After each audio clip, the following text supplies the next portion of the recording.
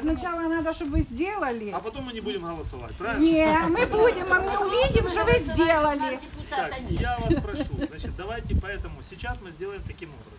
Вот у вас есть доверенное лицо, кто вызвал Джина, как говорится. Сейчас мы посмотрим, поговорим с этим Аладдином, что она нам скажет, и начнем обсуждение с вами. Хорошо? Я знаю, что у вас нет депутата. Это наибольшая беда, которая есть. Потому что это случилось исключительно потому, что вы не ходили в 2015 году на выборы. Здравствуйте. Очень мало людей ходило. Очень мало Все людей ходили. сходило на выборы. Мы сюда идем. Но пообщаемся сейчас, я вам все расскажу. Давайте, Хорошо. рассказывайте.